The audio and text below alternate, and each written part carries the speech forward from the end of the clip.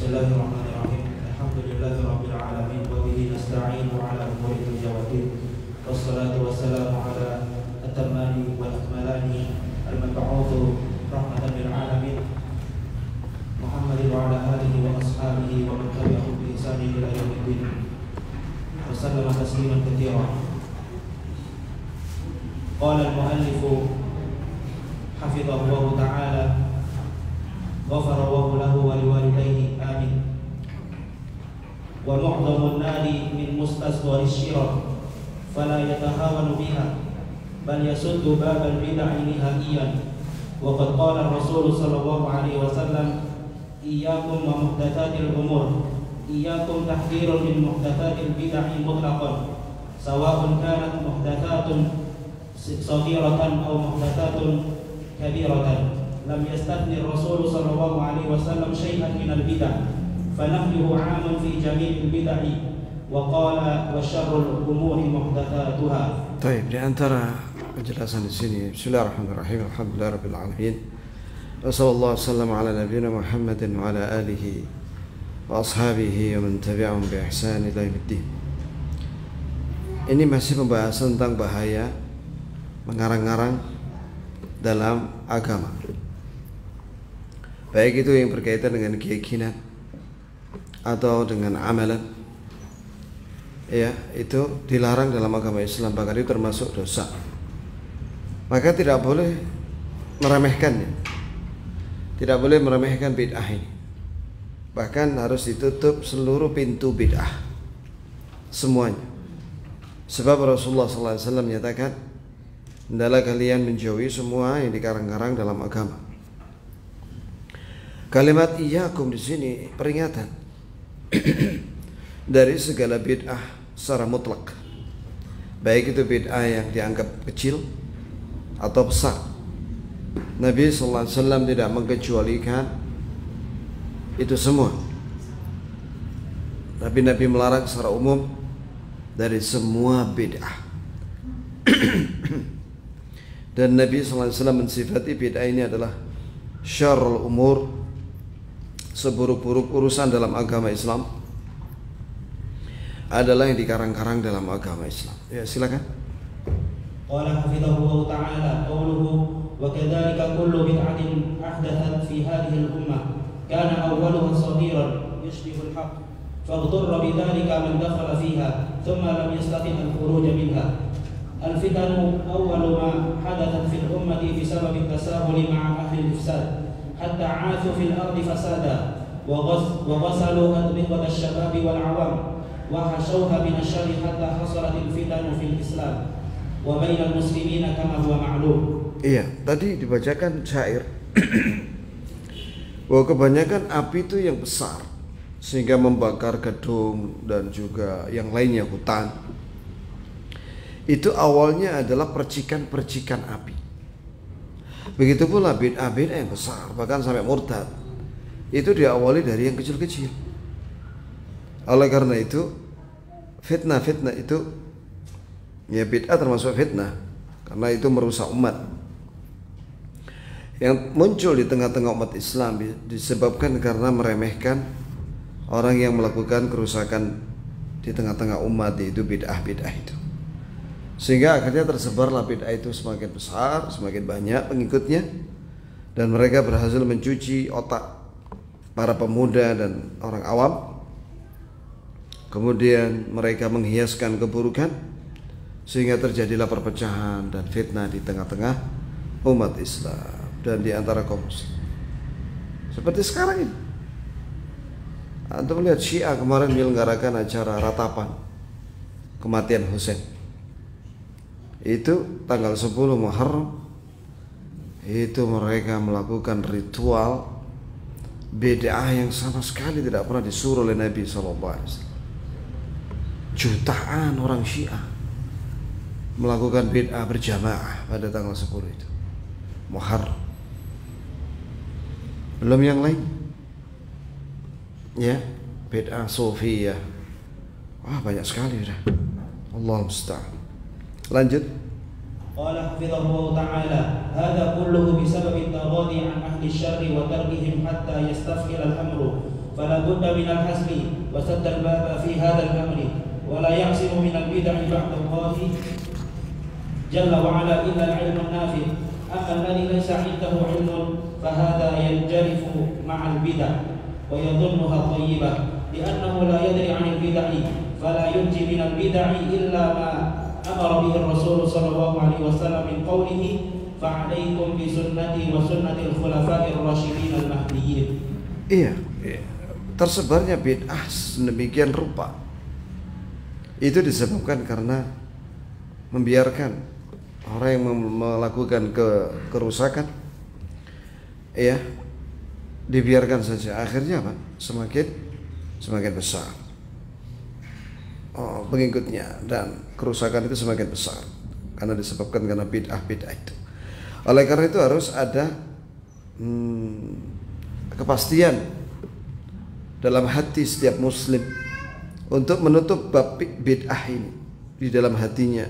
Maksudnya jangan masuk bid'ah, jangan sampai bid'ah itu masuk ke dalam dirinya. Dan tidak mungkin seorang selamat dari bid'ah ini kecuali dengan perlindungan Allah Azza wa Jalla dan dengan usaha, yaitu ilmu yang bermanfaat. Iya. Adapun orang yang tidak memiliki ilmu tentang agama ini, ilmu yang hak, maka dia akan mengikuti bid'ah. Pasti. Bahkan dia menganggap bahwa bid'ah itu sesuatu yang baik. Sebab dia tidak tahu bid'ah. Nah, ini jemaah sekalian. Apabila satu kaum tidak tahu kemungkaran adalah mungkar, maka dia qad yaqa'u fiha. Mereka mungkin akan jatuh ke dalam bid'ah atau kemungkaran itu. Iya, kata pepatah Arab mengatakan, araftul ilma la lil ilmi walakin araftu asyarra la lisyarri lakin litawaqqihi faman lam ya'rif asyarra min al khair yaqa' fihi. Ini pepatah bahasa Arab, bahwa aku mengetahui yang buruk, apakah itu syirik, bid'ah dan kemungkaran yang lainnya, bukan untuk aku amalkan, tapi untuk aku jauhi. Barang siapa yang tidak mengetahui yang mungkar, tidak mengetahui yang bid'ah, tidak mengetahui kesyirikan, dan tidak bisa membedakan dengan yang ma'ruf, dan tidak bisa membedakan dengan tauhid dan sunnah, maka dia akan jatuh ke dalam syirik, bid'ah dan kemungkar. Maka benar apa kata Syekh Shalih Al-Fauzan di sini, hafizahullah, bahwa bagaimana cara supaya selamat dari fitnah bid'ah yang tersebar luas ini? Satu-satunya cara yang pertama adalah belajar ilmu tentang sunnah. Oleh karena itu Rasulullah SAW memberikan solusi, fa'alaikum bisunnati, maka hendaklah kalian berpegang dengan sunnahku wa sunnatul khulafa ar-rasyidin al-mahdiyyin, dan berpeganglah kalian dengan sunnah khulafa ar-rasyidin yang mendapatkan petunjuk, dan itu tidak bisa kecuali dengan belajar dan mengamalkan. Terus qala hafizahullah ta'ala hadha huwa alladhi ya'simu min al-bid'ah wa hadha yahtaju ila ta'allumin wa tafaqquhin fi dinillah wa lihadha lamma kana salafu afqahul ummah kanu ashaddu hadaran min al-bid'ah wa asyaddu tahdhiran minal bid'ah li'ilmihim bima tajurruhu ilaih. Iya, itu dia. Inilah jalan termudah seseorang diselamatkan dari bid'ah oleh Allah Azza wa Jalla, itu adalah dengan ta'allum, belajar, dan tafaqquh fid din, memahami agama Islam yang hak, yang murni. Oleh karena itu dahulu para sahabat dan tabi'in, mereka orang-orang yang paling faqih, yang paling ngerti agama ini, sehingga mereka orang yang paling waspada dan menjauhi bid'ah, dan yang memperingatkan, yang paling kuat di dalam memperingatkan umat dari bid'ah, karena mereka tahu bahaya bid'ah. Lanjut. Qala hafizahullah al-fitanu idza ishta'alat fa innaha ta'ti 'ala ar-rutabi wal yabis, ta'ti 'ala al-kabiri was-saghir, ta'ti 'ala al-ulama'i wa 'ala ghairihim. 'Ala ar-rabbi wal yabis.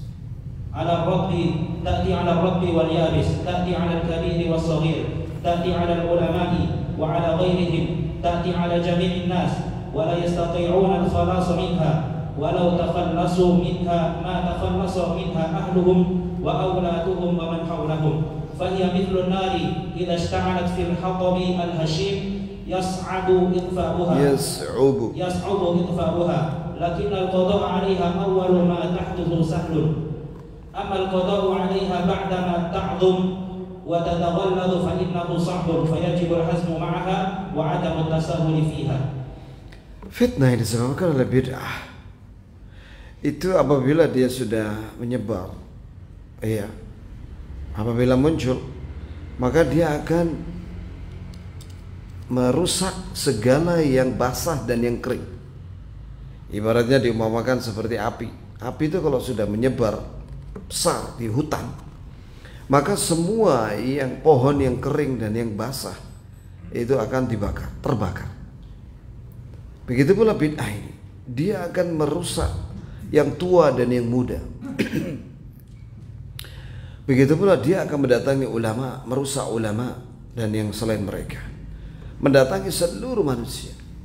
Yaitu sebagaimana sabda Nabi SAW mengumpamakan bahwa bid'ah itu seperti virus anjing gila atau rabies. Itu mudah tersebar ke setiap orang. Iya, itu jamaah sekali. Kemudian sehingga sulit untuk keluar dari bid'ah itu. Iya. Nah, perumpamaan seorang kalau sudah bid'ah itu sudah tersebar luas, masuk kemana-mana, setiap manusia, setiap rumah, bahkan setiap kamar, maka perumpamaannya seperti api yang sudah membesar, membakar rumah, maka sulit untuk dipadamkan. Iya kan? Gitu. Coba kalau misalnya api itu dari awal kecil, langsung disiram, dipadamkan, selamat rumahnya dan keluarganya. Begitu pula bid'ah itu, kalau kesalahan itu dari kecil sudah dilarang, ya, apalagi kerjasama antara ulama dan umara untuk menumpas kemungkaran dan juga bid'ah itu, maka bid'ah itu tidak akan tersebar karena sudah dipotong dia. Ya, begitu jamaah sekalian. Mudah untuk menyelesaikannya. Adapun apabila sudah besar, sudah tersebar kemana-mana, sulit. Maka wajib kita waspada dan hati-hati. Minimal kita bentengi diri dan keluarga dan kaum muslimin, siapa yang mau, kita sampaikan kepada mereka bahaya bid'ah itu.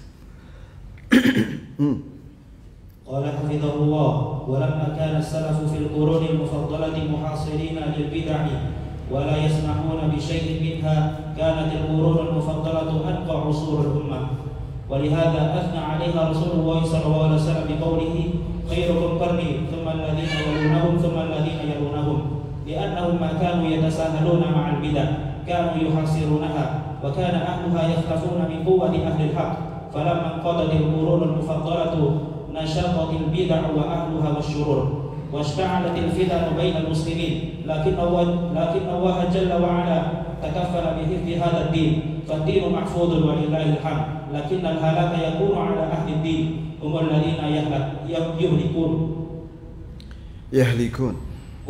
يهلكون وأما الدين فإنه محفوظ بحفظ الله عز وجل ويخيط الله له من ينصره ويقوم به قال تعالى وإن تتولوا يستبدل قوما غيركم ثم لا يكونوا أمثالكم. Nah, dahulu para salaf itu generasi sahabat dan tabi'in dan atba'ut tabi'in yang dinamakan generasi terbaik atau generasi emas dari umat Islam ini, mereka mengepung bid'ah. Ini menumpas bid'ah itu. Mereka tidak membolehkan sedikit pun bid'ah itu tersebar. Ya, banyak contohnya ya kawan. Contohnya misalnya sebagaimana diterangkan dalam Sunan Ad-Darimi atau Musnad Ad-Darimi, bahwasanya di zamannya sahabat, yaitu di zamannya Ibnu Mas'ud radhiyallahu anhu, Waktu itu dia bersama rombongan, ada juga sahabat yang lain seperti Abu Musa al-Asy'ari, mendapati orang-orang berzikir berjamaah dipimpin oleh satu orang, ya, dengan menggunakan kerikil. Satu orang itu mengatakan Hallelujah, ucapkan la ilaha illallah 100 kali. Terus ucapkan la ilaha illallah 100 kali berjamaah. Sabbihu miha, ucapkan subhanallah 100 kali. Maka semuanya berjamaah mengucapkan subhanallah 100 kali. Nah, ketika dilihat oleh Ibnu Mas'ud, diingkari. Kata Ibnu Mas'ud, hitunglah dosa-dosa kalian. Seperti itu kata. Sebagaimana Allah tidak akan menyanyiakan amalan saleh kalian. Ketahuilah bahwa bajunya dan piringnya para sahabat itu masih ada, belum pecah piringnya. Jadi para sahabat masih hidup. Apakah kalian lebih berilmu daripada para sahabat? Itu kata Ibnu Mas'ud. Kemudian kata perawi kisah itu, ya, sanadnya di situ hasan, dihasankan oleh Syekh Salim bin Id al-Hilali dalam kitabnya Al-Bid'ah wa Atharuha Sayyi fil Ummah, bahwasanya kata perawi itu kebanyakan dari orang-orang yang diingatkan oleh Ibnu Mas'ud supaya jangan melakukan zikir berjamaah dengan menggunakan kerikil untuk menghitungnya dan dipimpin oleh satu orang, mereka rata-rata nggak terima. Akhirnya apa yang terjadi? Mereka itulah yang mengangkat pedang memerangi Ali bin Abi Thalib di Nahrawan. Jadi awalnya bid'ah itu kerikil, bid'ah kerikil. Lama-lama apa? Pedang. Mereka gabung dengan Khawarij, memerangi siapa? Ali bin Abi Thalib dan pasukan. Tapi kalah mereka, ditumpas sama Ali bin Abi Thalib dan pasukannya. Hampir semuanya mati kecuali beberapa gelintir mereka selamat. Akhirnya mereka lari ke Oman dan yang lain-lainnya. Sekarang berdiri negara Oman yang aliran resminya adalah Ibadiyah. Ibadiyah itu salah satu sekte Khawarij di Oman. Iya. Ada lagi juga orang-orang yang melakukan bid'ah dan ditegur dengan keras oleh para sahabat. Di antaranya dalam Sahih Muslim ada seorang namanya Ma'bad al-Juhani. Dia bikin aliran namanya Qadariyah di Basrah. Maka diingkari oleh Ibnu Umar ketika ada dua orang wakil dari Basrah datang ke Madinah menyampaikan berita itu kepada Ibnu Umar. Maka Ibnu Umar radhiyallahu anhuma mengatakan, ketika dua orang itu mengatakan bahwa Ma'bad al-Juhani dan kelompoknya mengatakan bahwa Allah tidak tahu apa yang akan terjadi, kecuali jika terjadi maka Allah tahu. Jelas itu keyakinan Qadariyah, salah satunya adalah mengingkari ilmu Allah yang akan datang. Maka kata Ibnu Umar, jika kamu mendatangi mereka, kabarkanlah kepada mereka bahwa saya, Ibnu Umar, berlepas diri dari mereka.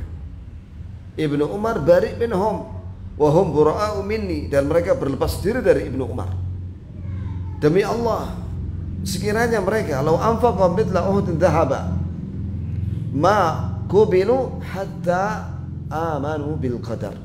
Sungguh sekiranya mereka berinfak emas seberat gunung Uhud, tidak akan diterima infak mereka itu sampai sehingga mereka beriman dengan apa? Takdir. Coba lihat itu ya, Ibnu Umar langsung mengingkari bid'ah. Iya. Begitu pula Ibnu Mas'ud dan yang lain. Apalagi Abu Bakar As-Siddiq. Itu ketika ada gelombang pemurtadan setelah meninggalnya Nabi SAW, dan ada kelompok yang tidak mau bayar zakat. Sholat tapi gak bayar zakat. Mereka berkeyakinan apabila Nabi sudah meninggal maka zakat tidak wajib. Maka Abu Bakar mengatakan, saya perangi mereka. Maka dibentuk 12 pasukan, grup pasukan, dan menumpas semuanya dengan pedang. Itu di zamannya Abu Bakar Siddiq radhiyallahu anhu. Selesai fitnah. Orang yang nggak bayar zakat, ada yang tobat, ada yang mati. Ya, karena dihukum mati. Dan yang murtad ditumpas. Yang kembali ya diterima. Begitu ya, ikhwan. Itu sahabat. Kalau zaman sekarang orang murtad, diumumkan dia murtad, gak ada mengingkari. Iya kan? Padahal hukuman dalam Islam, orang murtad itu dihukum mati. Ada dua mazhab dalam masalah ini. Yang pertama, mazhab jumhur, dia disuruh taubat selama 3 hari. Jika dia taubat selama 3 hari, maka diterima taubatnya, lolos dari hukuman mati. Tapi kalau di mazhab yang kedua, masih mazhab yang pertama jumhur, jika dia tidak mau taubat selama 3 hari, maka dihukum mati dalam keadaan murtad, dipenggal leher. Pendapat yang kedua, pendapatnya Imam Bukhari dan sebagian ulama, bahwa orang yang murtad itu harus dihukum mati, baik dia taubat sebelum dihukum mati atau tidak, karena dosa murtad itu tidak bisa menggugurkan hukuman mati. Sebagaimana pembunuh berencana atau yang disengaja, itu hukumannya mati. Walaupun dia bilang saya tobat, dia sama Allah, tapi hukuman tetap dilaksanakan, hukuman mati, kecuali dia dimaafkan oleh ahli mayit, keluarga mayat yang dia bunuh itu. Kemudian makanya Nabi SAW memuji para sahabat dan tabi'in sebagai generasi yang terbaik, sebagaimana sabda Nabi SAW, khairun nasi qarni. Ini yang redaksi yang benar dalam Sahih Bukhari Muslim. Khairun nasi qarni, thumma alladhina yalunahum, thumma alladhina yalunahum. Artinya sebaik-baik manusia yang hidup pada abadku. Siapa itu? Sahabat. Thumma alladhina yalunahum, kemudian generasi setelah sahabat siapa? Tabi'in. Thumma alladhina yalunahum, kemudian generasi setelah tabi'in siapa? Atba'ut tabi'in. 3 abad. Itulah sebaik-baik manusia, sebab mereka tidak meremehkan bid'ah. Mereka mengepung, ini dengan menggunakan kalimat yuhasirun, mengepung bid'ah, ya, dan pemeluknya itu sampai bersembunyi, tidak berani, sembunyi-sembunyi mereka di zaman sahabat, ya. Kemudian ketika selesai ini 3 abad, bid'ah semakin giat, ahlul bid'ah semakin giat menyebarkan bid'ahnya. Akhirnya terjadilah fitnah di kalangan kaum muslimin. Fitnah, yaitu perpecahan umat. Sebagaimana sabda Rasulullah SAW, bahwa Nabi mengabarkan umat ini terpecah menjadi berapa? 73 kelompok. Sataftariqu ummati ala 73 firqah, kulluha fin nar illa millah wahidah, wa hiya al-jama'ah. Faqila ya Rasulullah, man al-firqatu an-najiyah? Qala man kana mithla ma ana alaihi al-yawm wa ashabi. Kata Nabi SAW, umatku akan pecah menjadi 73 golongan. Nah, golongan ini kata ulama, maksudnya adalah golongan yang sesat dalam akidah dan manhaj. Semuanya di neraka kata Rasul. Nabi yang ngabarkan ini. Semua itu yang 72 itu di neraka, kecuali 1 yang selamat. Dari 73 itu 1 aja yang selamat. Ya, kemudian sahabat tanya, ya Rasulullah, siapa itu golongan yang selamat? Dari 73 itu siapa? Maka Nabi menjawab, man kana mithli ma ana alaihi al-yawm wa ashabi. Itu orang-orang seperti aku dan sahabatku hari ini. Dalam masalah apa itu? Agama. Dalam masalah agama, seperti Rasulullah dan para sahabatnya. Jadi tersebarlah bid'ah. Ada Syiah, ada Khawarij, ada Mu'tazilah, ada lagi Murji'ah, Qadariyah, Jabriyah, Jahmiyah. Sekarang ada lagi muncul Ahmadiyah, Bahaiyah. Banyak sekali. Itu ya ikhwan. Ya. Tapi kata Syekh Shalal Fauzan, bahwa Allah menjamin agama ini. Ya. Tetap ada agama Islam ini yang benar. Allah menjaga agama ini. Sebagaimana Allah Ta'ala berfirman, inna nahnu nazzalna dzikra wa inna lahu hafizun. Sesungguhnya kami yang menurunkan Al-Quran dan hadis ini, dan kami yang akan menjaganya. Jadi Allah menjaga kemurnian agama Islam. Dan juga tidak semua umat ini sesat. Allah jaga. Ada yang diselamatkan oleh Allah dari kesesatan, sebagaimana sabda Rasulullah SAW, la tazalu ta'ifatu min ummati dhahirina 'alal haqq la yadhurruhum man khadalahum wala man khalafahum hatta yaqum as-sa'ah hatta ya'ti amrullah. Ini hadis Bukhari Muslim. Artinya bahwa Nabi SAW bersabda, senantiasa ada sekelompok dari umatku yang mereka itu menang di atas al-haq, menang di atas kebenaran, ya, dengan hujjah, ya. Kemudian tidak ada yang bisa membahayakan mereka, siapapun yang memusuhi mereka dan yang menyelisih mereka. Siapa maksudnya itu? Apa yang dimaksud dengan memusuhi dan menyelisihi? Yang memusuhi itu orang kafir, yang menyelisihi dari orang Islam yang dengki. Ada orang Islam yang dengki sama mereka, menyelisihi, tapi tidak membahayakan mereka. Iya, sampai datangnya kiamat. Dalam sebuah riwayat sampai datang perintah Allah. Perintah Allah di sini diterangkan oleh Ibnu Hajar Al-Asqalani dalam Fathul Bari, sampai datangnya angin yang baunya kasturi di akhir zaman. Apabila orang Islam menghirup angin itu, maka dia mati. Sehingga tidak ada lagi orang Islam di dunia. Hilang juga Taifah Mansurah. Golongan yang dimenangkan Allah sudah hilang, sudah meninggal saat itu. Maka yang ada di dunia saat itu orang kafir. Orang kafir. Alaihim taqumus saah. Maka atas mereka, itu orang kafir, kiamat. Datang kiamat. Kiamat tidak akan datang illa ala syiraril khalq. Tidak akan datang kiamat kecuali menimpa makhluk yang paling buruk di dunia. Itu orang kafir. Orang Islam nggak ada. Artinya apa? Selama masih ada orang Islam di dunia ini, maka tidak akan ada kiamat. Karena kiamat akan turun apabila umat Islam tidak ada lagi di dunia ini. Bahkan Ka'bah dihancurkan sama orang dari Ethiopia karena tidak ada lagi orang tawaf. Di sini menunjukkan bahwa keberadaan Masjidil Haram dengan Ka'bahnya itu harus disyukuri. Dengan apa? Melakukan apa? Salat 5 waktu di masjid-masjid. Wallahi keberadaan masjid ini nikmat dari Allah. Kalau umat Islam salatnya di rumah, tidak mau ke masjid, berarti mereka tidak mensyukuri nikmat masjid, keberadaan masjid. Begitulah keberadaan Masjidil Haram dan Ka'bah yang ada di dalamnya.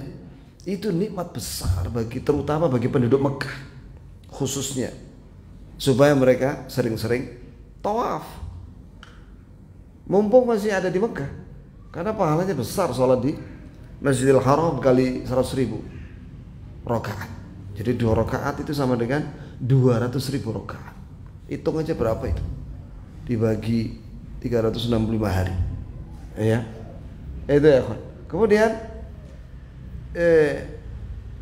dan juga umumnya kaum muslimin, keberadaan Ka'bah dan Masjidil Haram ini nikmat buat kaum muslimin, maka hendaklah mereka pergi ke sana untuk umroh, untuk haji. Begitu ya ikhwan. Kalau umat Islam meremehkan nikmat itu, ya, penduduk Mekah sudah tidak mau lagi sholat di Masjidil Haram, kemudian lagi tidak mau umroh, tidak mau haji, tidak mau tawaf. Akhirnya dicabut nikmat itu oleh Allah.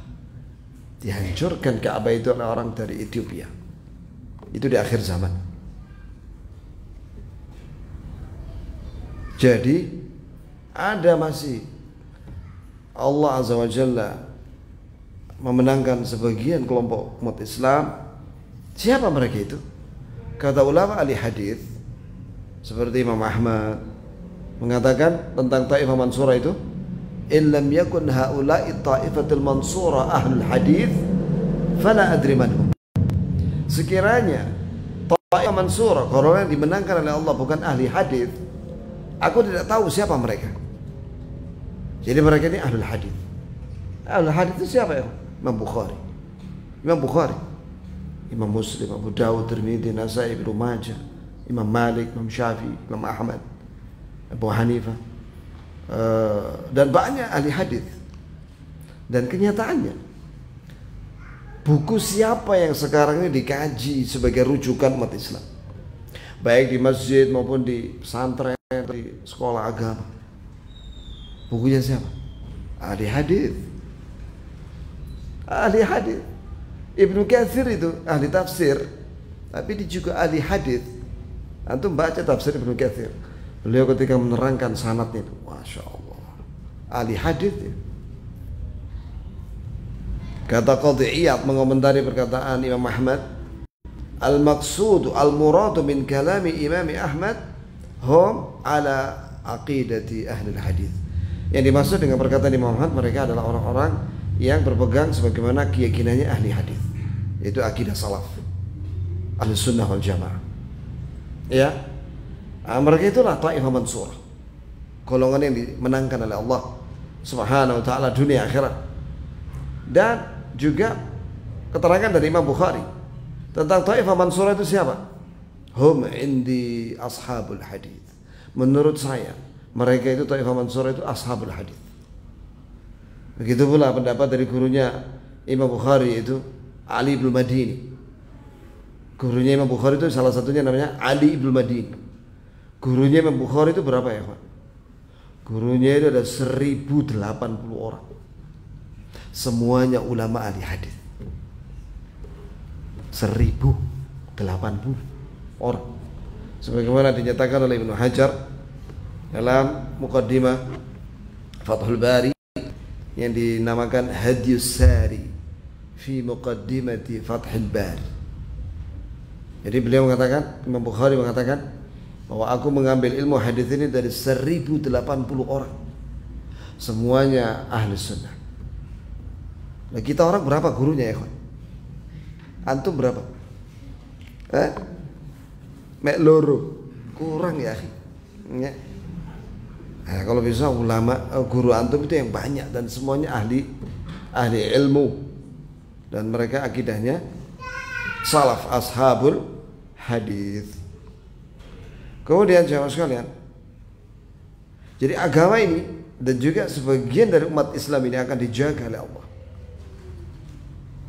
Artinya apa? Juga ini keterangan yang berikutnya, apabila umat Islam meninggalkan Islam, karena ada itu umat Islam yang murtad, atau dia mengatakan tidak murtad tapi mengatakan bahwa Islam nggak perlu diamalkan, kata mereka.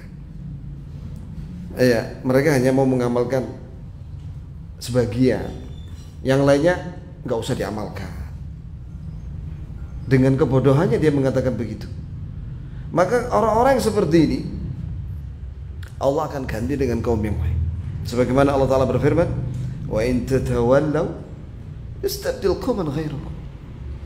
Jika kalian berpaling dari agama Islam, Allah akan ganti dengan kaum yang lain selain kalian.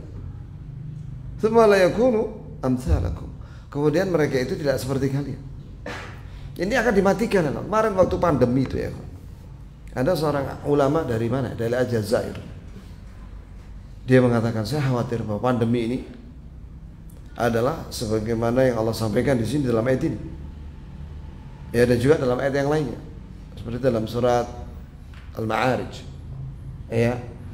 Itu sebelum akhir itu Allah juga memberitakan bahwa, dan juga dalam surat Al-Maidah ayat 54. May yartadda minkum an dinihi fasawfa ya'ti Allahu biqaumin yuhibbuhum yuhibbuna adzillatin 'alal mu'minin 'izzatin 'alal kafirin yujahiduna fi sabilillah wa la yakhafuna lawmata laim. Barang siapa yang murtad di antara kalian, ini meninggalkan agama Islam, baik dia terang-terangan atau meninggalkan sebagian dan mengamalkan sebagian. Afatu'minuna bi ba'd wa takfuruna bi ba'd? Apa kalian beriman dengan sebagian Quran ini, wahyu ini, dan kalian kafir dengan sebagian yang lainnya dari Quran ini, fama jazaa'u may yaf'alu dzalika minkum illa khizyun fil hayatid dunya. Barang siapa yang mengamalkan itu, yakni mengambil sebagian Islam dan meninggalkan sebagian yang lain, maka mereka akan mendapatkan kehinaan di dunia. Dan Allah akan ganti kalian dengan kaum yang lain yang cirinya yuhibbuhum yuhibbuna. Ini Allah mencintai mereka dan mereka mencintai Allah. Kemudian apa lagi? Azillatin 'alal mu'minin. Mereka azillah. Apa arti azillah itu ya? Dari kata zalil itu rendah hati. Rendah hati dengan orang muslim, lemah lembut dengan orang Islam, baik dengan orang Islam, dengan orang mukmin. Aizzatin 'alal kafirin. Tapi dia tegas dengan orang kafir. Bukan dibalik loh ya. Dengan orang kafir sahib, ya, qarib, dekat, karib. Tapi dengan orang Islam anti. Bukan seperti itu ciri yang dicintai oleh Allah. Yang dicintai oleh Allah sebagaimana dalam Al-Quran surat Al-Fatih, Muhammadur Rasulullah waladina ma'ahu asyidda'al kufar ruhama bainahum. Nabi Muhammad adalah utusan Allah, dan yang bersama dia yaitu para sahabat asyidda'al kufar, tegas terhadap orang kafir dan sayang dengan sesama mereka, kaum muslim, sahabat. Ada seorang sahabat namanya Rib'i bin Amir. Itu kayak cerita khayal ya, tapi ini nyata ya, di dalam buku-buku biografinya dia. Rib'i bin Amir radhiyallahu anhu diutus oleh panglima perang, kalau salah Sa'ad bin Abi Waqqas, lupa saya nama panglimanya waktu itu. Dikirim untuk membawakan surat, ditujukan nasihat surat kepada Rustum, panglima Romawi. Maka dia datang dengan kuda lengkap dengan persenjataan, ada pedang, ada panah, ya, ada tombak, lengkap sudah dia. Kemudian ketika masuk di kemahnya Rustum, dia nggak mau melepas kudanya, tidak mau turun dari kudanya di pintu kemah itu. Dia masuk gitu dengan kudanya, sendirian loh ini orang, karena dia tahu bahwa utusan tidak akan dibunuh. Kemudian pengawalnya Rustum udah marah-marah, udah melarang dia untuk masuk dengan naik kuda. Kata Rustum, biarkan dia masuk. Akhirnya dia masuk, naik kuda ini, sampai di depannya Rustum. Dia turun, terus tali kudanya diikat di salah satu kursi di situ. Setelah itu, adzan ya. Sudah adzan dulu ya.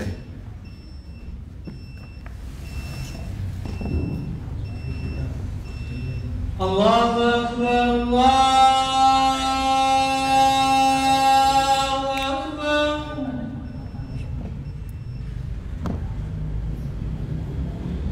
Allahu Akbar, Allahu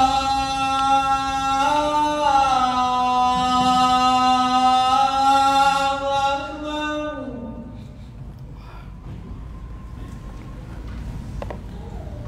Asyhadu an la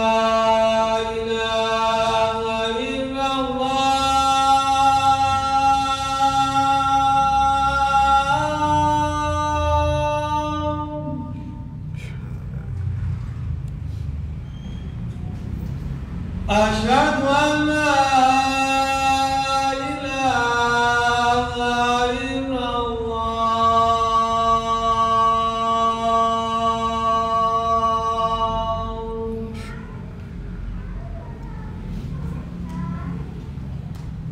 أشهد أن محمدا رسول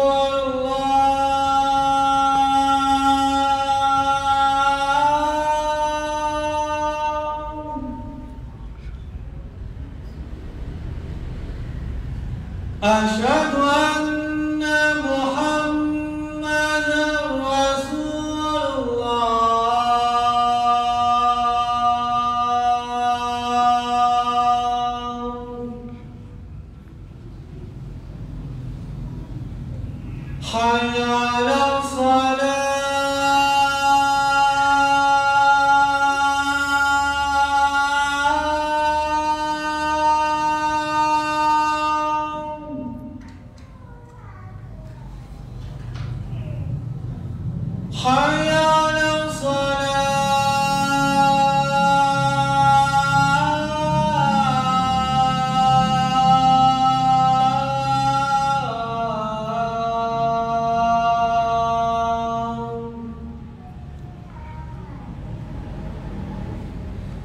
حي على الفلاح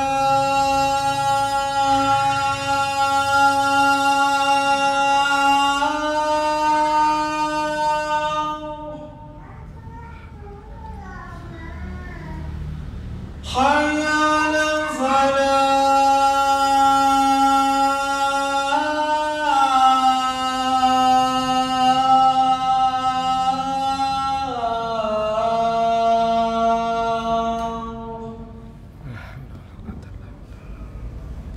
الله أكبر الله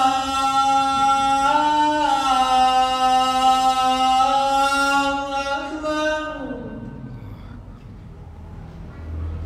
لا إله إلا الله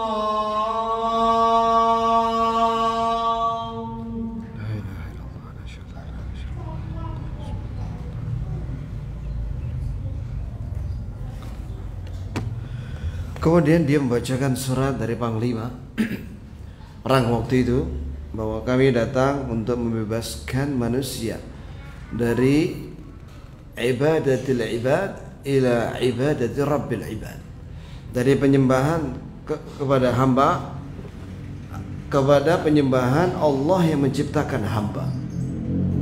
Jika kamu menerima ini, kamu selamat. Tapi jika tidak, silakan kamu bayar jizyah. Jika kamu tidak mau bayar jizyah, maka perang. Wah, ngono ada ya, Pak? Nah, itu dahulu para sahabat seperti itu. Nenek moyang kita seperti itu. Ulaika abai faji'ni bimithlihi. Mereka itulah nenek moyang kita yang kita banggakan. Apa ada yang semisal dengan mereka? Tidak ada. Iya. Jadi Allah Azza wa Jalla tetap akan menjaga agama Islam. Antum nggak usah khawatir nanti Islam akan hilang dari dunia. Itu bukan urusan kita ya, akhi. Itu Allah yang akan menjaga. Tapi mari kita selamatkan diri masing-masing. Sebab kalau kita menjauh dari Islam, kita akan binasa. Kalau kita meninggalkan Islam ini, kita akan diadab oleh Allah. Tapi kita harus berpegang dengan Islam ini. Amalkan pada diri antum masing-masing Islam ini. Jangan antum lepas sedikit pun Islam ini sampai mati. Iya. Barang siapa yang mengamalkan Islam, dia akan selamat. Tapi kalau dia meninggalkan Islam, maka dia mencelakai dirinya sendiri. Iya, Islam tetap akan dijaga oleh Allah Azza wa Jalla. Jangan kita menyanyiakan agama ini. Ini nikmat besar yang Allah beri kepada kita di Indonesia ini, ya. Mari kita belajar terus Islam ini sampai tidak bisa lagi kita belajar, yaitu mati. Iya, kita belajar sampai mati. Begitu jamaah sekalian.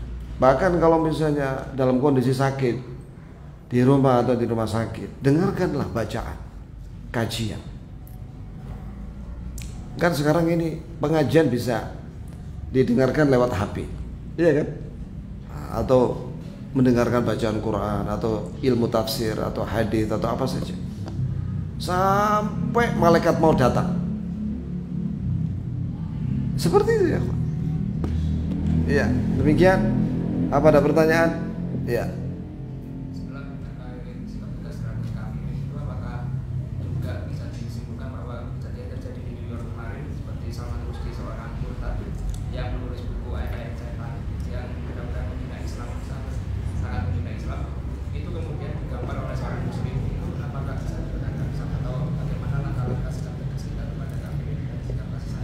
Itu dibahas oleh para ulama seperti Syekhul Islam bin Taimiyah dalam kitabnya As-Sarimul Maslul ala Syatimir Rasul, pedang terhunus untuk pencaci maki Rasulullah. Di situ ada dua pendapat. Pendapat yang pertama, boleh setiap muslim untuk menghukum mati orang yang menghina Rasulullah, walaupun dia tidak minta izin sama pemerintah. Dalilnya adalah ada seorang sahabat Rasulullah yang buta. Dia punya budak budak ini wanita suka menghina Rasulullah. Sudah diingatkan, jangan kamu menghina Rasulullah, jangan kamu menghina. Tetap dia melaksanakan.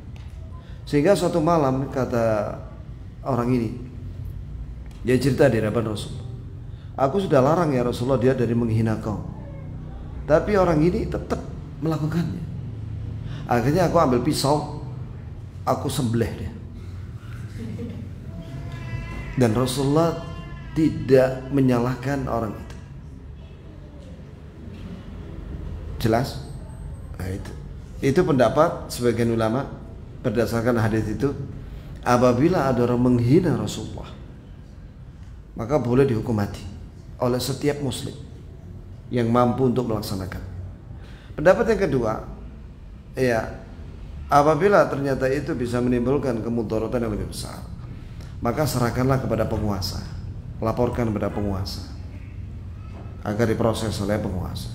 Wallahu a'lam. Ada lagi?